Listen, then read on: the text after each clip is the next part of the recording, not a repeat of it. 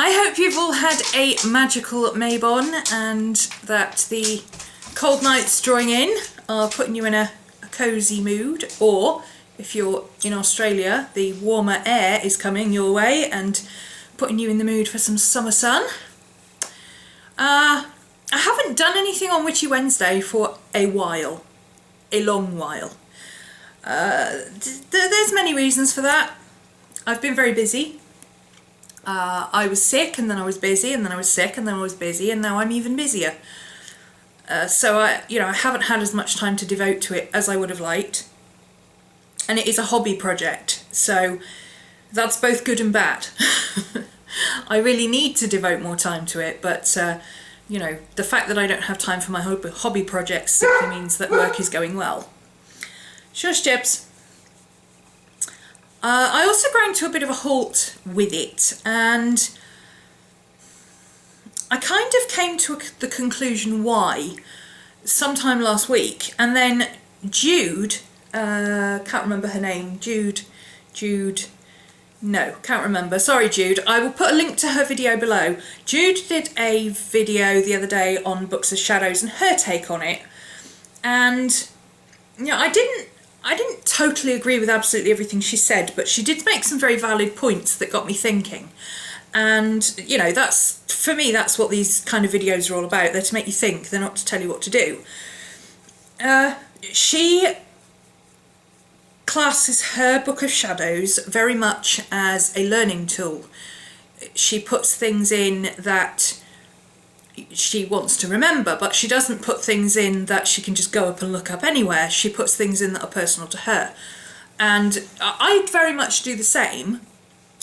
I don't put in absolutely everything. I put in things that I use a lot, because it's for me, it's not just a record of learning, it's a record of doing. So, if I use my hematite pendant for something, I will put a log in of what I've used it for and when and why and what it means to me, because I've said this before, I'll say it again, just in case anyone wasn't clear, I'm a hedge witch, I'm not a Wiccan. I don't subscribe to there is an answer for everything and just go and look it up in a book kind of witchcraft. I believe in learning about my tools, and what works for you may be similar to what works for me, but it won't be exactly the same. I know it's one of those things that happens when you put things on the internet. Everybody takes great delight in telling you how wrong you are, but I'm not wrong, I'm different. I'm right for me, and all of my correspondences will be what works for me, okay? Let me give you a more mundane example, all right? Herbs and herbology and things. Absolutely everything you look up, absolutely anywhere, will tell you that lavender and sage are cleansing, relaxing. They promote a good atmosphere for ritual and meditation and sleep and enlightenment and all that kind of stuff. Everywhere you look, they will tell you that. Sage smudging is like the big thing. That's the way of cleansing a space. If you're having trouble sleeping, lavender is the answer because it relaxes you. And that's great for you. For me, it gives me a migraine because I'm allergic to it. I can't have flowering mints anywhere near me. I am extremely allergic to lavender. Sage makes me sick. Literally makes me sick. Lavender gives me a migraine and makes me feel nauseous. And I can't even deal with like peppermint and spearmint that well. It's not so bad if it's a flavour, but actual peppermint leaves or anything like that, I can't put them in anything because they make me ill. They give me hives, they make me itch, give me a headache, So yes, overall, lavender is a herb that is to do with relaxation and meditation and all that kind of thing, promoting good sleep, but not for me because it gives me migraines. That's the difference. And you know, if you study astrology and you have an astrological chart and you know how things interact in your astrological chart, then you know how things are going to affect you. Mercury retrograde is my nemesis. It hates me. I don't even need to know. I don't even need to look up when Mercury retrograde is happening, because I can guarantee you on the first day of Mercury retrograde, something in my communication system is going to go horribly wrong. Mercury retrogrades are a nightmare for me. You know, some people just find them not too bad. Some people are affected more by them than others. Again, that's a personal thing to you. For me, they're an absolute nightmare. Anything to do with communication, I don't even try during Mercury retrograde. I've had people sign contracts and then disappear off the face of the earth, never to be heard from again. I've lost my voice completely, not just like a bit croaky, but couldn't even cough and make a sound.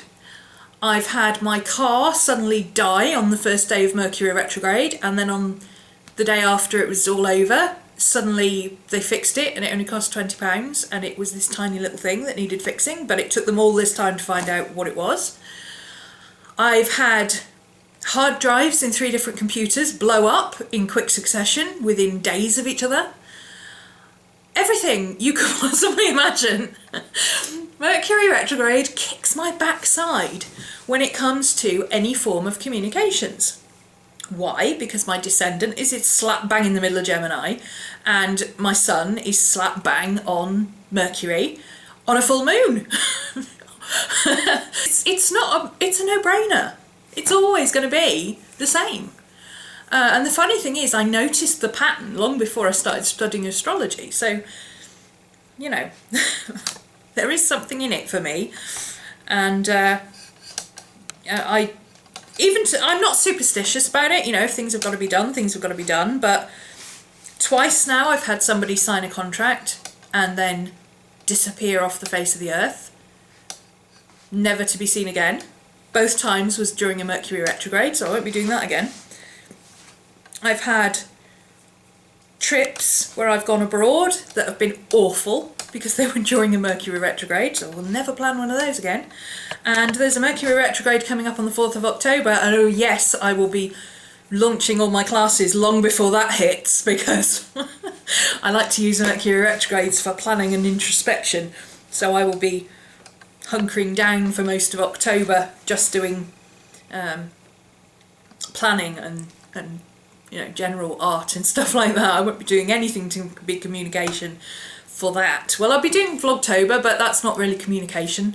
And I always do Vlogtober and always have a problem with it. So, oh, yes.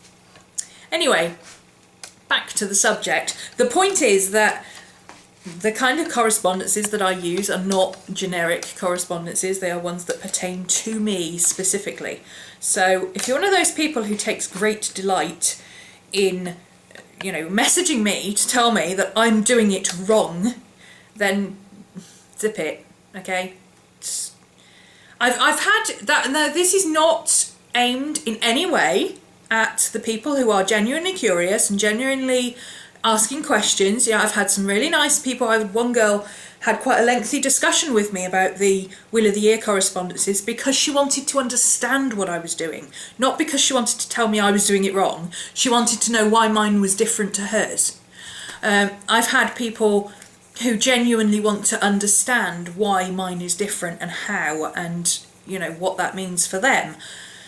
And I don't mind that at all. I don't mind people asking questions in any way. But don't sit there and tell me I'm wrong, okay? Because you don't study what I study. You don't do what I do. You don't practice what I practice. So just take your little tuppence and go and spend it somewhere else. Where was I? I got a bit sidetracked there. Oh, I was talking about my book of shadows, and yeah, I came to the conclusion that my book of shadows was not getting personal enough. I have 2 different books of shadow. Well, I have 3 actually. I have my moon book of shadows. I have my book of shadows, this one, which is more of a reference book, and I have my workbook of shadows, which is where I do research and work out spells and, you know, study stuff and write down things that interest me and things like that. The problem with this one, and why I stalled on it, I realised when I did this page, I was doing a page about familiars, or I was intending to do a page about familiars, and I was going to write about, you know, what a familiar is, how you find one, how you work with one, how you know, all that kind of stuff. And then I thought, well, hang on a minute, this is for me, I don't need to know that stuff, I already know it. It's in here. I don't, you know, it's not something that I do so often that I know it off by heart. I need something to refer to, but I've got books that I know and use for that kind of thing. So instead of doing a page about familiars and how you find one and blah, blah, blah, I did a page about Gypsy and how I found her and how it came to be that she is my familiar now, and, you know, all that kind of thing. It's pretty, look. I'm really proud of that page. I love that page. It's just very, it's very her. I love it. Yeah, I felt like this was better than just writing about what familiars are and how they work and that kind of thing. I don't need to know that. But I do want to keep a record of my familiars that I've had. So I did a page on Gypsy, and this page is blank because I'm going to do a page on Bear. Because I don't have one of him in the other book, so I'll do a similar page. I'll make it match, and it'll be like a scrapbook page almost. But you see, I started doing this in the beginning. You know, I put things that meant something to me because, you know, I've got my Norse reed because that's the reed that I use. And yes, I know it off by heart, but it's something that I feel is important enough to put in my book. I've got sections about general beliefs and headology, which again is not a generic thing. It's something that I deal with, that it means something to me, but I wanted to put it in my own words, in my own book. Not for anybody else, but for myself, so that one day I can come back and reread this and say, well, how have I changed from this? What do I want to change about this? You know, and I can write notes in the margin, or I could correct things, or I could put a note at the bottom and say continued on page whatever if I want to add to it, or whatever, you know. I've got a page on moons, which has just got general stuff, but it's also got stuff that is very specific to me because I do a lot of moon stuff. Moon magic. So, you know, I have a list of crystals and herbs and oils and colours and things that I use, not general correspondences that other people would use, but ones that I use and why I use them, because that's what's important to me. What have I used in the past? What works for me? It may not be what works for you, and that's what I want to make sure I put in here. So I did do the generic symbols, the Bridget's cross, the triquetra and the pentacle. Obviously those are very commonly used symbols, but I've also got symbols that I use specifically for specific things. No, I'm not going to show you that page, but it's basically very similar to my moon page.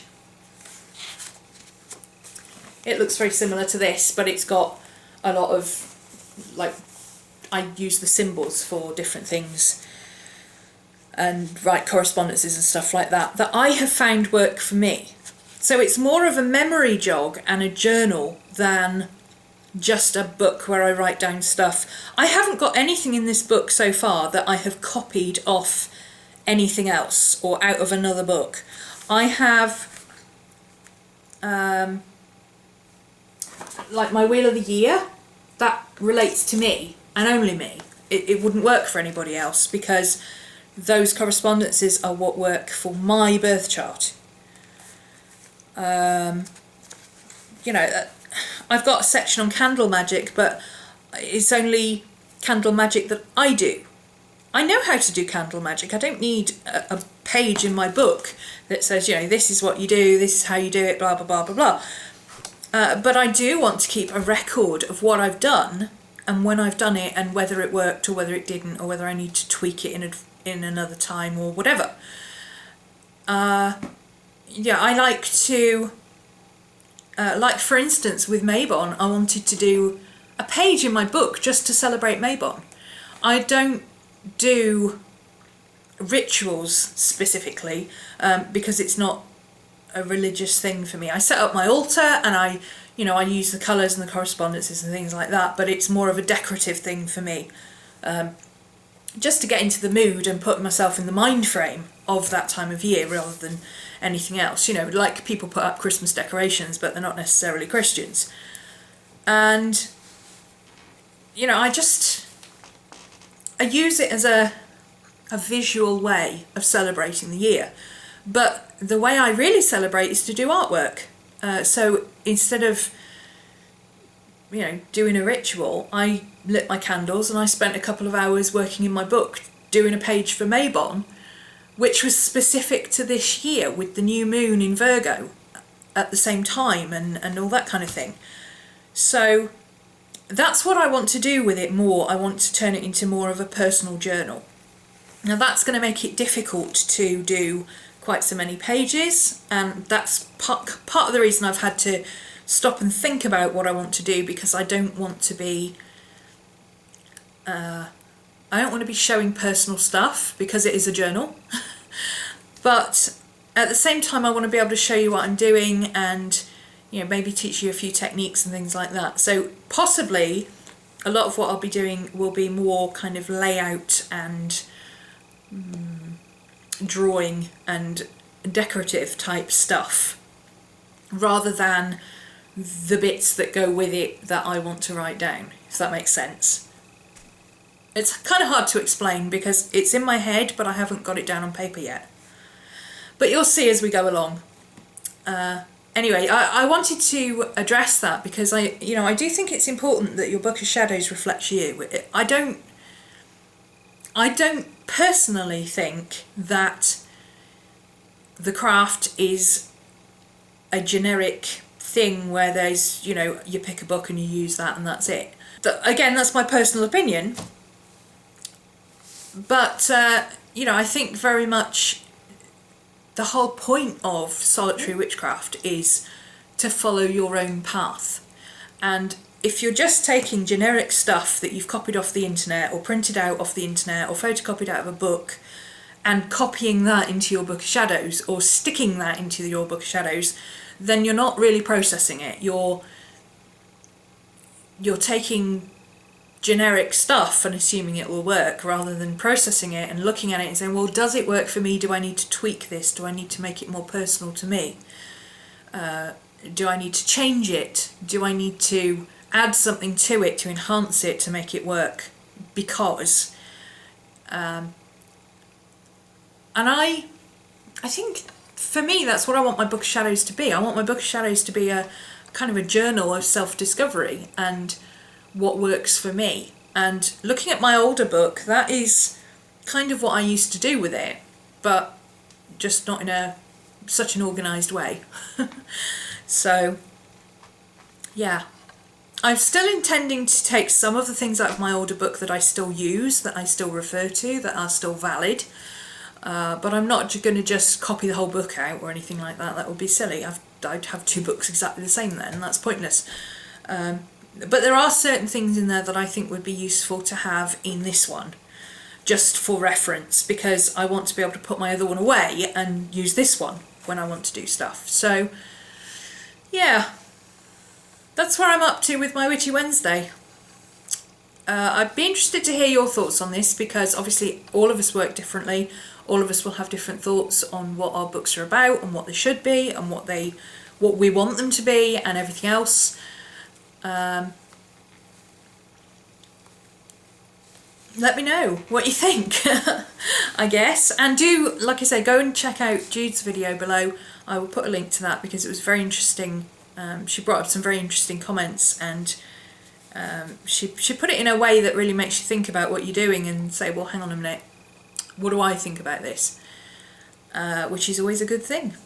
So there you go. Go and have a look at Jude's video, and perhaps some other videos if you've got some other recommendations.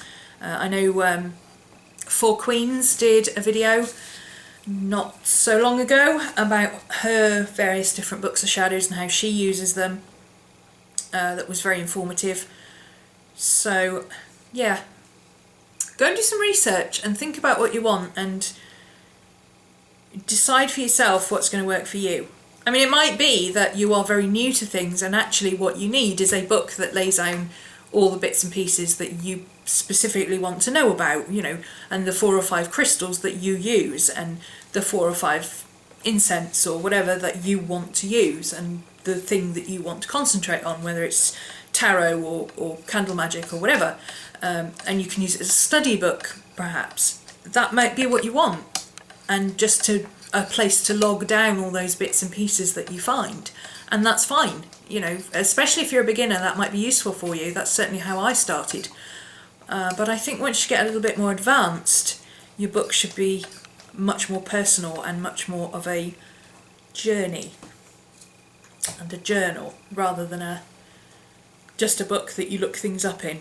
And I think I agree with Jude. I think that's possibly why a lot of people just don't ever really get it finished or go anywhere with it or do anything. And I see a lot of these youngsters, listen to me, I sound like my mum.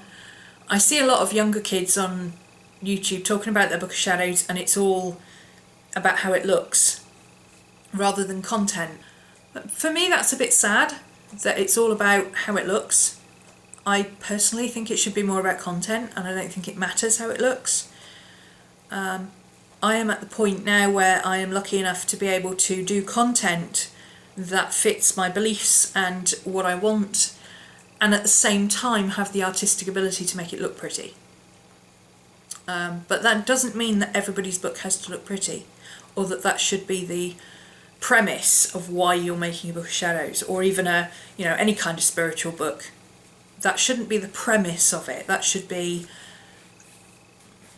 an addition to it. I hope that makes sense. Anyway, I am going to... Scooby-Doo, what are you doing? Is it bath time? I'm going to hopefully do some more on my book very soon and get those up and about and moving, because I have been very lax in it, and I don't feel guilty about that, because it's a hobby, and I don't always have time to do my study and pretty stuff, but at the same time my pretty stuff was meant to be a break from work, and oops. Yeah, never mind, we'll leave that as it is. My pretty stuff was meant to be a break from work and not something that I just throw at the wayside because I'm too busy to do it. So, need to get my backside in gear. I may have to change it from Wednesday. I like alliteration, so I went for Witchy Wednesday, but I may have to change it from Wednesdays to something else, because Wednesday is not a good day for me for trying to get anything up on the blog. Maybe I need to set aside a day when I'm actually more in tune with doing stuff like this, like Sunday. Not for any religious reason, I just, I don't work Sundays, so it's a good day to do study and things. That's the day I do my studying, that's the day I do my book shadows, things like that. So perhaps I need to try and do my videos on a Sunday. I don't know. I'm thinking out loud, which is getting waffly, so I'm going to go off and think quietly. And yeah. A couple of people asked about the extra tutorials that I put up on the Facebook group, and whether I have PDFs for them. Yes, I do have PDFs and I keep forgetting to put them up. So keep reminding me, not this week because my head's on elsewhere, but come October, if I still haven't put them up, keep buzzing me and going, oi, PDFs, PDFs, PDFs. Because that's the only way I remember things these days, if people keep going on at me about them, and then I go, all right, so I'm going to do it now. I do need a constant reminder. Right, let me know below how you're getting on with your Books of Shadows, whether you've come to a halt, whether this means something to you or not, whether you know, what do you think of Jude's video? Go and watch Jude's video and chat about that as well. She's actually in our group over on Facebook, on Witchy Wednesday Facebook group, so you know, I'm sure if you want to enter into discussion with her on that as well, she's more than happy to chat to you, as am I when I get back to Facebook. But right now I'm enjoying my month off. I will not be back on Facebook before October the 1st, and I may even take October off Facebook as well, because I've actually enjoyed not having Facebook. I don't know, we'll wait and see. I will sign off and go and try and organise stuff. Bye.